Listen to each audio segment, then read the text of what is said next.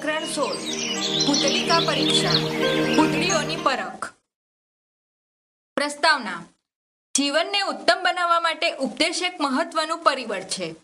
એટલું જ નહીં, જીવનના વિવિધ ક્ષેત્રોમાં સફળતા અને સુફળતા મેળવવા માટે પણ ઉપદેશ મહત્વનો છે. ઉપદેશને પ્રાપ્ત કરવાના બે ઉપાયો છે. એક ઉપાય છે સાક્ષાત ઉપદેશ, વચનો, અને બીજો ઉપાય છે કથાનું માધ્યમ. આમાંથી ઉપદેશ પ્રાપ્તિનો જે આ બીજો ઉપાય છે તે સામાન્ય જનમાનસમાં વધારે આદર ધરાવે છે.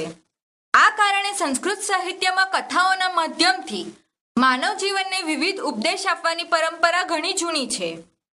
આવી કથાઓ ક્યારેક કોઈ ઐતિહાસિક પાત્રોના આધારે તો ક્યારેક કોઈકની કલ્પનાથી અસ્તિત્વમાં આવે છે અને પછી તે સાર્વજનિક બની જતી હોય છે.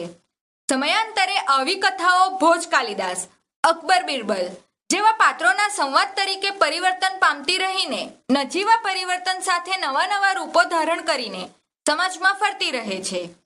આવી જ એક સુપ્રસિદ્ધ કથાને અહીં સરળ પદાવલીમાં સંપાદિત કરીને આ પાઠમાં મૂકવામાં આવી છે. એક રાજાની રાજસભામાં કોઈ એક વણિક આવે છે. એની પાસે બધી રીતે સરખી દેખાતી 3 પુતળીઓ છે. ત્રણેયનું મૂલ્ય જુદું જુદું છે.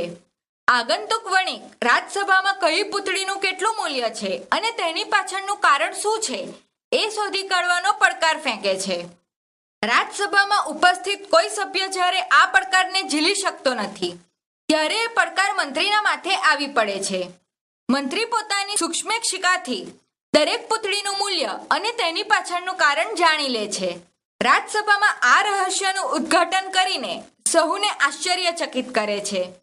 કથાસાર એ છે કે કોઈ વસ્તુ ભલે રૂપે અને રંગે એક સરખી દેખાતી હોય પણ તેનું મૂલ્ય તો એ વસ્તુમાં રહેલી કોઈને કોઈ ગુણાત્મક વિશેષતાને કારણે નક્કી થાય છે. એકદા એકસ્યામ નૃપસભાયામ કશ્ચિત વૈદેશિક વણિક સમાગતઃ તસ્ય પાર્શ્વે કાષ્ઠમસ્ય સુંદર્યઃ કલાત્મિકતા આકારેણ પ્રકારેણ ભારેણ રૂપેણ રાગેણ ચ સમાનાઃ તિસ્ત્ર પુતલિકા આસન. રાજસભાયામ ઉપસ્થિતઃ અશો વણિકતા પુતલિકા રૂપમ પ્રદર્શયતિ. નૃપતિઃ સ્વકરકમલયોઃ ગૃહીત્વા તાઃ પશ્યાતિ. કલાત્મિકાઃ તાઃ નૃપતેઃ મનઃહરન્તિ. નૃપતિઃ तं વણિજં પ્રશંસતિ. સ્વકીયં પ્રસન્નતા ચ પ્રકટયતિ. એક દિવસ એક રાજાની સભામાં કોઈ એક પરદેશી વણિક આવ્યો. તેની પાસે લાકડામાંથી બનેલી સુંદર અને કલાત્મક આકાર, પ્રકાર, વજન, રૂપ અને રંગથી એક સમાન એવી 3 પુતળીઓ હતી. રાજસભામાં હાજર થયેલો તે વણિક વેપારી તે પુતળીઓ રાજાને બતાવે છે. રાજા પોતાના 2 હસ્તકમળમાં તેને લઈને જુએ છે. કલાત્મક એવી તે પુતળીઓ રાજાનું મન હરી લે છે. રાજા તે વેપારીના વખાણ કરે છે અને પોતાની પ્રસન્નતા વ્યક્ત કરે છે. નૃપતિમ પ્રસન્નમ દ્રષ્ટવા અસો વણિકતા કેતુમ પાર્થિતવાન. રાજાને પ્રસન્ન થયેલા જોઈને પેલા વણિકે તેને ખરીદવા માટે પ્રાર્થના કરી. તતો નૃપતિઃ વણિજં તાશામ મૂલ્યમ પુચ્છતિ. તદા વણિક વદતિ ત્રિષૂણામ અપી પુત્તલિકાનામ મૂલ્યમ ભિન્નમ ભિન્નમ અસ્તિ. એકસ્યાઃ રૂપ્યકમાત્રમ અન્યસ્યાઃ ચ સહસ્ર રૂપ્યકમાત્રકમ અસ્તિ. તૃતીયા એકા પુતલિકા લક્ષ રૂપસ્ય કમ મૂલ્યમ દધાતિતિ. પછી રાજા વણિકને તેમનું મૂલ્ય પૂછે છે. ત્યારે વણિક કહે છે, 3 પુતળીઓનું મૂલ્ય જુદું જુદું છે. એક પુતળીનું મૂલ્ય ફક્ત 1 જ રૂપિયો, બીજી પુતળીનું મૂલ્ય માત્ર 1000 રૂપિયા છે અને ત્રીજી એક પુતળી 1 લાખ રૂપિયા મૂલ્ય કિંમત ધરાવે છે. નૃપતિઃ શાશ્ચર્યમ વણિજે કથયતિ ભોઃ વણિક કથમ તાતવ સમાનાનામ પુતલિકાનામ મૂલ્યમ એતાવવ ભિન્નમ ભિન્નમ અસ્તિ. રાજા આશ્ચર્યપૂર્વક વણિકને કહે છે, હે વણિક, તારી એક સમાન પુતળીઓનું મૂલ્ય આટલું જુદું જુદું શા માટે છે? વણિક અવદત અયિ નૃપ ભવતઃ રાજસભાયામત્ર બહવઃ વિદ્વાંસઃ વિચક્ષણાઃ પુરુષાઃ વિરાજન્તે. તે તઃ પુતલિકાઃ પરીક્ષ્ય તાસાં મૂલ્યભેદં તસ્ય ચ કારણં વિજ્ઞાનપીયુતમ અહરન્તિ. અતઃ તાન એવ રાજસભાસદ્યાન એતત પુચ્છતુ ઇતિ. વણિકે કહ્યું, હે રાજન, આપની રાજસભામાં ઘણા વિદ્વાન અને બુદ્ધિશાળી પુરુષો બિરાજે છે. તેઓ આ પૂતળીઓની પરીક્ષા કરીને તેમના મૂલ્યનો તફાવત અને તેનું કારણ જણાવવા માટે સમર્થ છે. તેથી તેમને રાજસભાના સભ્યોને જ આ પૂછો. રૂપઃ ઉપસ્થિભ્યે રાજસભાદસ્યે પુતલિકાનાં મૂલ્યં તત્ર ચ કારણં વિજ્ઞાપયિતું નિવેદિતવાન. નૃપસ્ય નિવેદન મનુસરन्तં બહવો વિચક્ષણાः સમાગત્ય પુતલિકાનાં મૂલ્યભેદં તત્ર ચ કારણં જ્ઞાતું પ્રયત્नं કૃતવन्तः પરં કોપી તત્ર સફલો નાભવત. તતોષો રૂપઃ તત્કાર્ય મંત્રીયણે સમર્પિતવાન. ચતુરઃ મંત્રી ઉત્થાય દિનત્રયાનन्तરમહં એતत् વિજ્ઞાય ભવતે નિવેદષ્યામીતિ નૃપાય સવિનયમ અકથયત. નૃપઃ તથાસ્તુ ઇતિ કથયિત્વા રાજસભામાં વિસર્જિતવાન. રાજાએ ઉપસ્થિત રહેલા રાજસભાના સભ્યોને પૂતળીઓનું મૂલ્ય અને તેનું કારણ જણાવવા માટે સૂચન કર્યું. રાજાના સૂચનને અનુસરતા ઘણા બુદ્ધિશાળીઓએ આવીને પૂતળીઓના મૂલ્યનો ભેદ અને તેનું કારણ જાણવા માટે પ્રયત્ન કર્યો, પરંતુ કોઈ પણ તેમાં સફળ થયા નહીં. ત્યારબાદ તે રાજાએ કાર્ય મંત્રીને સોંપી દીધું. હું આ પૂતળીઓનું મૂલ્ય જાણીને 3 દિવસ પછી આપ શ્રીને જણાવીશ. એમ ચતુર મંત્રીએ ઊભા થઈને વિનયપૂર્વક રાજાને કહ્યું. રાજાએ ભલે તેમ થાઓ એમ કહીને રાજસભાને વિખેરી નાખી. મંત્રિતાઃ પુતલિકાઃ સ્વીકૃત્ય ગૃહમાગચ્છતિ. ગૃહમાગત્ય પરીક્ષાંત અપી બુભુક્ષિતોરપી પરિશ્રમ બુભુક્ષાં ચ ઉપદેશ્ય સર્વાણી દેન નિંદાની કાર્યાણિ પરિત્યજતા પુતલિકાઃ સૂક્ષ્મેક્ષિગતા પરીક્ષતે. તતઃ સ પુતલિકાનાં કારણેષુ છિદ્રમેકં પશ્યતિ. કિમર્થમિદં છિદ્રમિતિ ચિંતયતઃ તસ્ય મનસી અકસ્માદેક વિચારઃ સમુત્પન્નઃ. તમનુસરન્સો પુતલિકાં કર્ણે એકાં શલાકાં પ્રાક્ષિપત. સર્વાસુ પુતલિકાસુ પ્રક્ષિપાત્યાં શલાકાયાં પરિમાણ્યત્રં પ્રાપ્તम्. એકસ્ય પુતલિકાયા કર્ણે પ્રક્ષિપ્તા શલાકા અપરસ્માત કર્ણાતિ બહિ નિર્ગતા.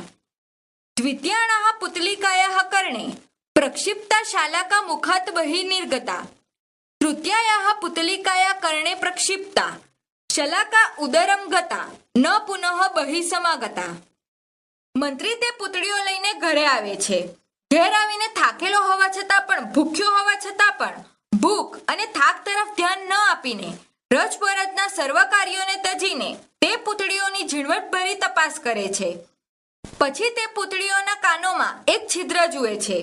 આ છિદ્ર કાણું શા માટે છે એમ વિચારતા તેના મનમાં એકાએક એક વિચાર ઉત્પન્ન થયો. તેને અનુસરતા એણે પૂતળીઓના કાનમાં એક સળી નાખી. બધી પૂતળીઓમાં નાખેલી સળીઓના 3 પરિણામ પ્રાપ્ત થયા. એક પૂતળીના કાનમાં નાખેલી સળી બીજા કાનમાંથી બહાર નીકળી. બીજી પૂતળીના કાનમાં નાખેલી સળી મુખમાંથી બહાર નીકળી. ત્રીજી પૂતળીના કાનમાં નાખેલી સળી પેટમાં ગઈ, ફરી બહાર આવી નહીં. અનેન પ્રસન્નઃ મંત્રી નિશ્ચિંતો ભૂત્વા દિવસમ યાપયતિ. તૃતીય દિવસે અશો રાજસભામુપસ્થાય પુતલિકા પ્રદર્શ્ય ક્રમશઃ મૂલ્યં વિજ્ઞાપયતિ. તમ મૂલ્યં વણિકં સર્વથા અન્વમોદયત. આનાથી પ્રસન્ન થયેલો મંત્રી નિશ્ચિંત બનીને દિવસ વિતાવે છે. ત્રીજા દિવસે તે રાજ દરબારમાં ઉપસ્થિત થઈને પૂતળીઓ બતાવીને એક પછી એક પૂતળીનું મૂલ્ય જણાવે છે. તે મૂલ્યનું વણિકે સર્વ રીતે સમર્થન કર્યું. તતઃ આશ્ચર્યચકિતઃ નૃપઃ મૂલ્યભેદસ્ય કારણં પૃચ્છતિ. કારણં વિજ્ઞાપયન વણિકં કથયતિ. હે નૃપ, મયા પ્રથમાયાઃ પુતલિકાયાઃ મૂલ્યં રૂપ્યકમાત્રં કથિતં. યતો હિ એતસ્યાઃ કર્ણે પ્રક્ષિપ્તા શલાકા દ્વિતીયકરણાत् બહિર્નિર્ગચ્છતિ. યઃ જનઃ હિતકરં વચનમેકકર્ણેન શૃણોતિ અપરસ્માતં કર્ણાत् બહિર્નિષ્કાસ્યતિ તસ્ય મૂલ્યમપી રૂપ્યકમાત્રં ભવતિ. પછી આશ્ચર્ય પામેલા રાજા પૂતળીઓના મૂલ્યના રહસ્યનું કારણ પૂછે છે. કારણ દર્શાવતા વણિક કહે છે, હે રાજન, મેં પ્રથમ પૂતળીનું મૂલ્ય ફક્ત 1 જ રૂપિયો કહ્યું, કેમ કે આના કાનમાં નાખેલી તે સળી બીજા કાનમાંથી બહાર નીકળે છે. જે મનુષ્ય હિતકારક વચન એક કાનથી સાંભળે છે અને બીજા કાનમાંથી બહાર કાઢે છે તેનું મૂલ્ય પણ માત્ર 1 રૂપિયો થાય છે. વિદ્યાયાઃ પુતલિકાયાઃ મૂલ્યં સહસ્રરૂપકયા માત્રમ કથિતમ યતો હિ એતસ્યા કર્ણે પ્રક્ષિપ્તા શલાકા મુખાન્ની ગચ્છતિ એકઃ જન હિતકરમ વચનમ કર્ણાભ્યામ શૃણોતિ તદંતરમસો તત હિતકરમ વચનમ પરેભ્યઃ ઉપદિશતિ પરંતુ સ્વયં તત્ર ન પ્રવર્તતે. એતાદૃશસ્ય જનસ્ય મૂલ્યં સહસ્રરૂપ્યમાત્રમ ભવતિ. બીજી પૂતળીની કિંમત ફક્ત 1000 રૂપિયા કહી હતી, કેમ કે આના કાનમાં નાખેલી સળી મુખમાંથી નીકળે છે. એક મનુષ્ય હિતકારી વચનને 2 કાનથી સાંભળે છે, ત્યાર પછી તે હિતકારક વચન અન્યોને માટે ઉપદેશ કરે છે, પરંતુ પોતે તેમાં પ્રવૃત્ત થતો નથી. આ પ્રકારના માણસનું મૂલ્ય ફક્ત 1000 રૂપિયા હોય છે. તૃતીયાયાઃ પુતલિકાયાઃ મૂલ્યં લક્ષરૂપયકં કથિતં યતો હિ એતસ્યાઃ કર્ણે પ્રક્ષિપ્તા શલાકા ઉદરમ ગતા ન પ્રત્યાવર્તતે. યહ જનઃ હિતકરમ વચનમ કર્ણાભ્યામ શૃણોતિ તદંતરમ મશો તત હિતકરમ વચનમ સ્વમનસી સ્થાપયિત્વા સ્વજીવને યથા પ્રસંગે તથા પરિપાલ્યતિ. એતાદૃશ્યં જનસ્ય મૂલ્યમધિકં સ્યાદિતિ વિચાર્ય અસ્ય મૂલ્યં લક્ષ્યરૂપસ્ય કામત્તમ નિર્ધારિતમસ્તિ. ત્રીજી પૂતળીનું મૂલ્ય 1 લાખ રૂપિયા કહેલું, કારણ કે આના કાનમાં નાખેલી પેટમાં ગયેલી સળી પાછી બહાર આવતી નથી. આ મનુષ્ય કલ્યાણકારી વચન 2 કાન વડે સાંભળે છે, ત્યારબાદ તે હિતકારી વચનને પોતાના મનમાં ઉતારીને પોતાના જીવનમાં જે તે પ્રસંગે તેનું પાલન કરે છે. આવા માણસનું મૂલ્ય વધુ હોવું જોઈએ, એમ વિચારીને આનું મૂલ્ય 1 લાખ રૂપિયા જેટલું નિશ્ચિત કર્યું હતું. સમાનાનમ પુતલિકાનામ અસ્માને મૂલ્યે ઇદમ તાત્વિકમ ચિંતનમ નિહિતમસ્તિ. એક સમાન પુતળીઓના મૂલ્યમાં આ તાત્વિક ચિંતન રહેલું છે.